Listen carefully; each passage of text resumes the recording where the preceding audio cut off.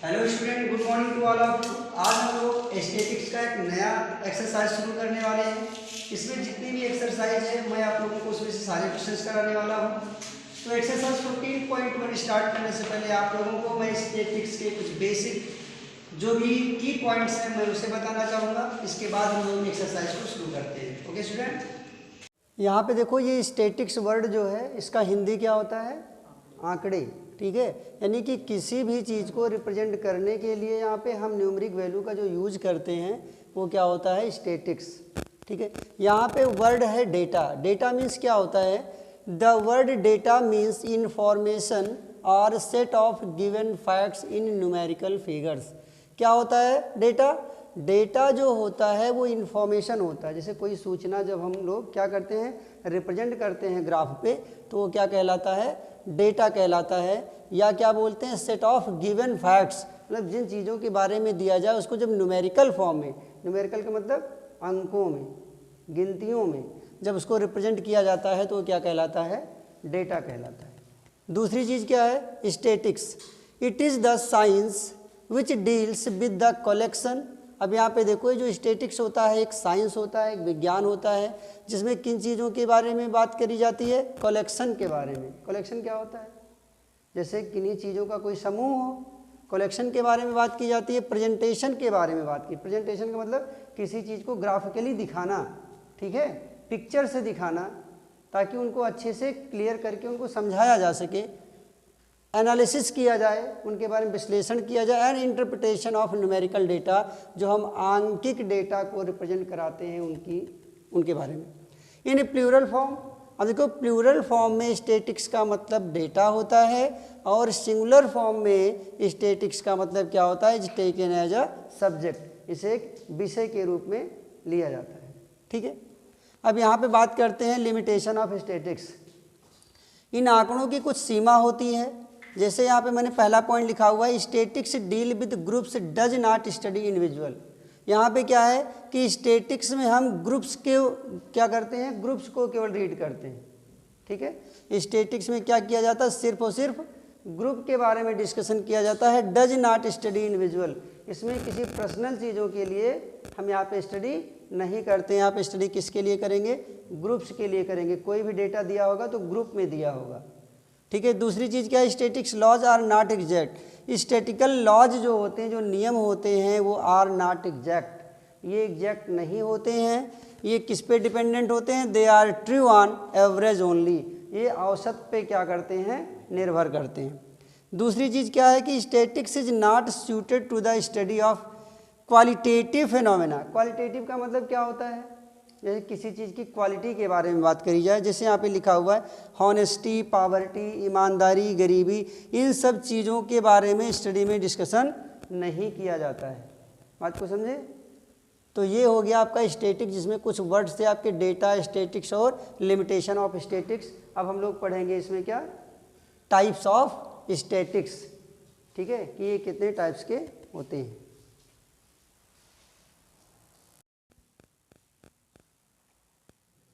Types of data के बारे में, तो यहाँ पे कितने टाइप्स के डेटा होते हैं? दो टाइप के डेटा होते हैं। फर्स्ट होता है आपका प्राइमरी डेटा और दूसरा होता है आपका सेकेंडरी डेटा। तो यहाँ पे देखो बात करते हैं प्राइमरी डेटा का। The data collected by the investigator. ठीक है, इन्वेस्टिगेटर। ठीक है, the data collected by the investigator himself. Investigator का मतलब क्या होता है? जो खोज कर रहा होता है, ठीक है, जो पता कर रहा होता है किसी चीज़ के बारे में, हिमसेल्फ, वो स्वयं। विद प्राइमरी डेटा, जो वो खुद डिफाइन करता है अपने माइंड से, अपने माइंड से ही वो डिफाइन करता है, प्लान बनाता है। ठीक है, ऐसे डेटा को हम प्राइमरी डेटा बोलते हैं। बात समझ में आई? एक बार फिर से देख लो।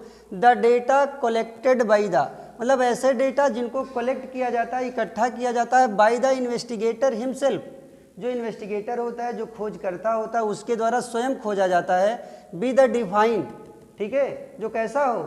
परिभाषित हो, किसी प्लान के according, in mind are known as primary data. ठीक है, जो अपने माइंड से प्लान करता हो, जो क्या हो?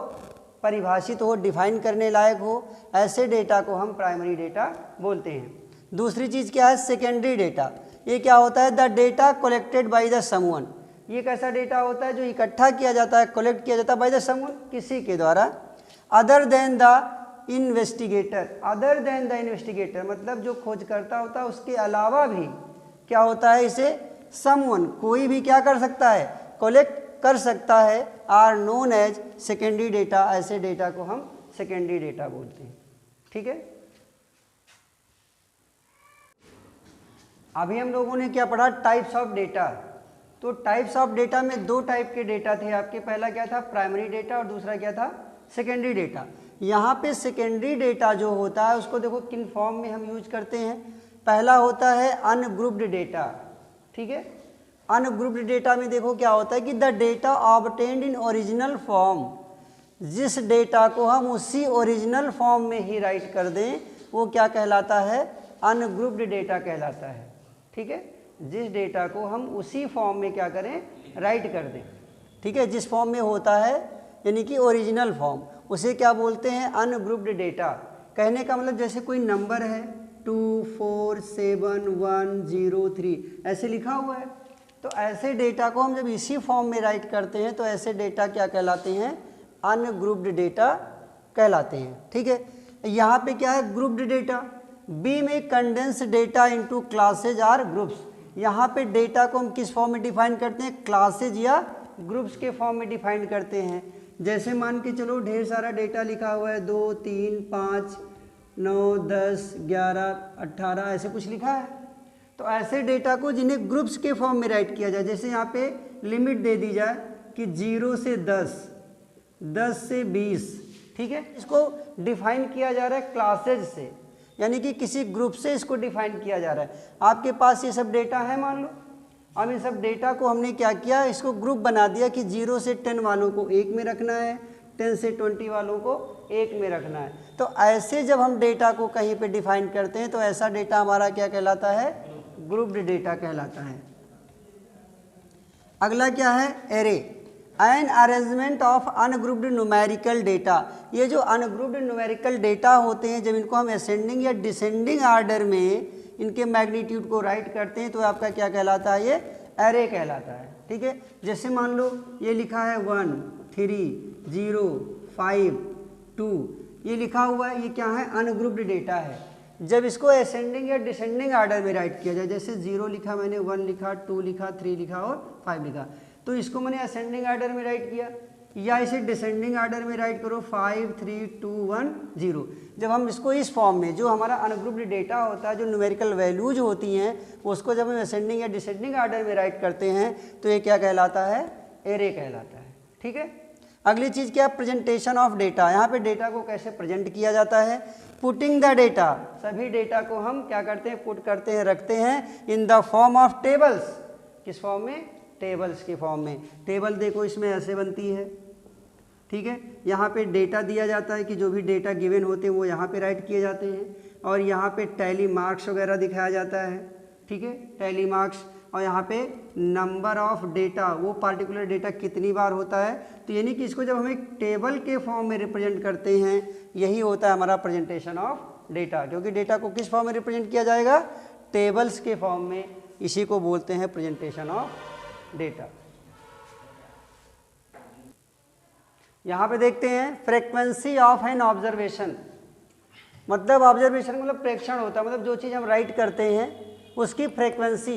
The number of times an observation, मतलब कोई भी चीज़ का क्या, नंबर ऑफ टाइम्स, वो कितनी बार लिखा गया है, occur is called its frequency, वो फ्रीक्वेंसी कहलाती है। जैसे मान लो यहाँ पे मैंने लिखा 2 3 2 5 0 2 7 2 3 2, ठीक है, ये मैंने मान लो लिख दिया यहाँ पे। तो यहाँ पे क्या बोला मैंने, the number of times an observation occur is called its frequency. तो जैसे यहाँ पे 2 की फ्रीक्वेंसी की बात की जाए तो क्या लिखेंगे, 1 2 3 4 5, तो नंबर ऑफ फ्रीक्वेंसी 2 की कितनी है, 5 है। अब बात समझ में आया कि द नंबर ऑफ टाइम्स मतलब वो ऑब्जर्वेशन कितनी बार लिखा है वो क्या कहलाता है, उसकी फ्रीक्वेंसी कहलाती है। क्लियर है। चलो यहाँ पे देखते हैं frequency distribution of an ungrouped data.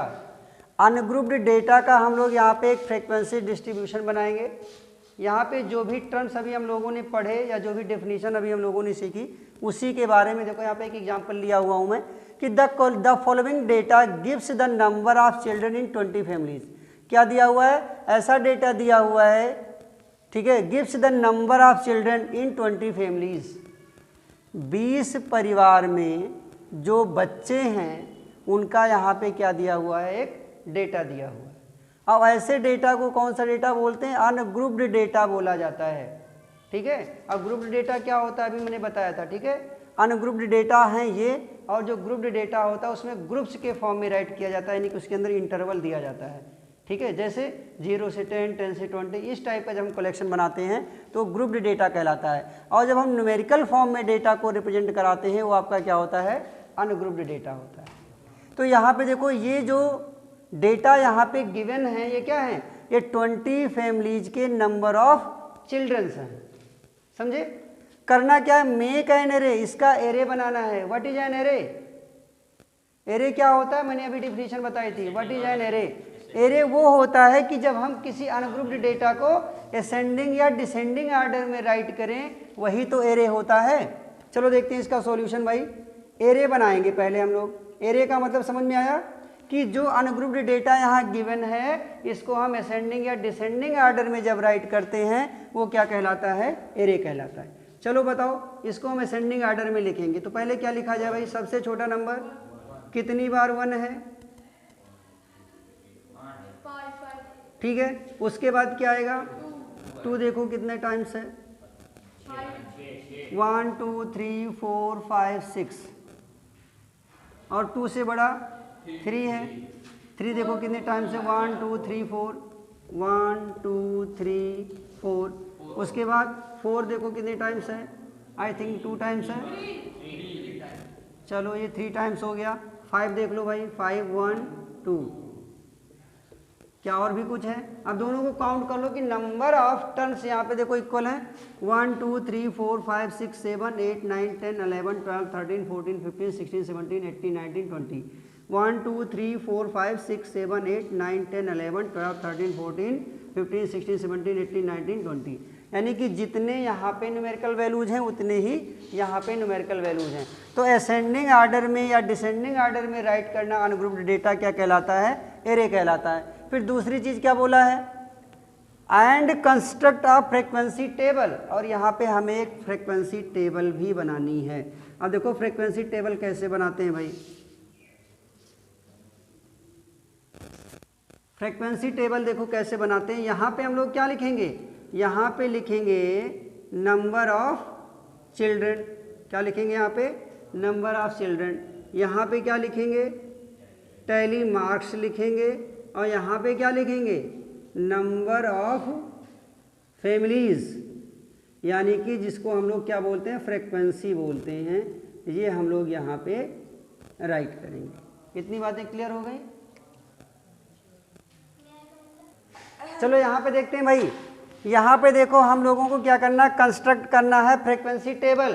तो फ्रीक्वेंसी टेबल कैसे कंस्ट्रक्ट करेंगे? नंबर ऑफ चिल्ड्रन लिखा गया, टैली मार्क्स लिखा गया, और नंबर ऑफ फैमिलीज की फ्रीक्वेंसी लिखी गई यहाँ पे। अब देखो यहाँ पे नंबर ऑफ चिल्ड्रन कितने हैं? 1 हैं, 2 हैं, 3 हैं, 4 हैं और 5 हैं। किसी फैमिली में 1-1 बच्चे हैं, किसी फैमिली में 2-2 बच्चे हैं, किसी फैमिली में 3-3 बच्चे, किसी फैमिली में 4-4, किसी फैमिली में 5-5। तो नंबर ऑफ चिल्ड्रन में क्या लिखेंगे? 1 2 3 4 और 5। ये राइट कर दिया है। टैली मार्क्स आपने क्लास 8th में सीखा होगा कैसे बनाते हैं। 1 को इस वाले साइन से रिप्रेजेंट करते हैं, और 2 को इस साइन से रिप्रेजेंट करते हैं, और 3 को इस साइन से रिप्रेजेंट करते हैं, और 4 को इस साइन से रिप्रेजेंट करते हैं, और 5 को जब रिप्रेजेंट करते हैं तो यहाँ पे कट कर दिया जाता है।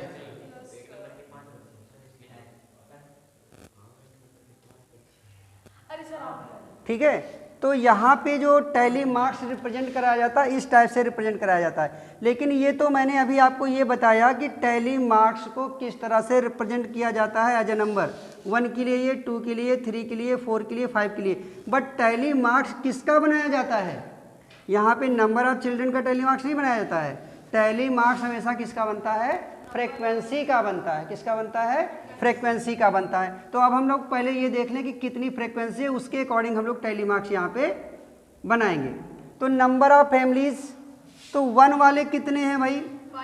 5 हो गए, ठीक है। 5 फैमिली ऐसी है जिसके 1-1 बच्चे, उसके बाद 6 फैमिली ऐसी है जिनके यहाँ 2-2 बच्चे हैं, 4 फैमिली ऐसी है जिनके यहाँ 3-3 बच्चे हैं, और 3 फैमिली ऐसी है जिनके यहाँ 4-4 बच्चे हैं, और 2 फैमिली ऐसी है जिनके यहाँ 5-5 बच्चे हैं। अब देखो इनका हम लोग टैली मार्क्स ड्रा करेंगे। तो 5 के लिए देखो 4 पे कट कर देते हैं, 5 हो गया।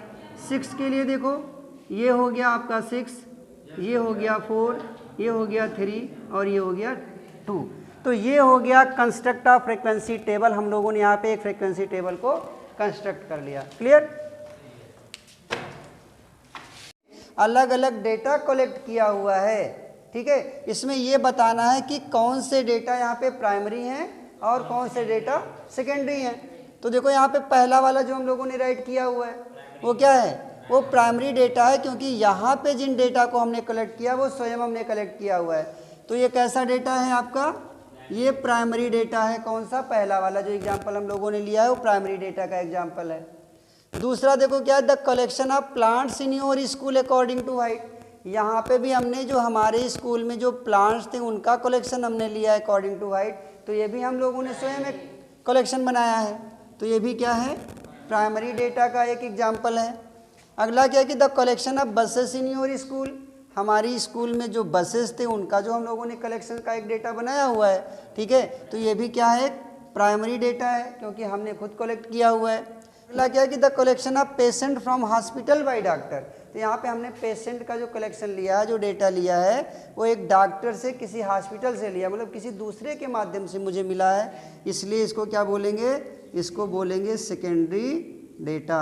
और बाकी सब क्या हैं? आपके प्राइमरी डेटा हैं, ठीक है। ये 2 क्वेश्चन आपके 14.1 में थे जो ये कंप्लीट हो चुके हैं, ठीक है।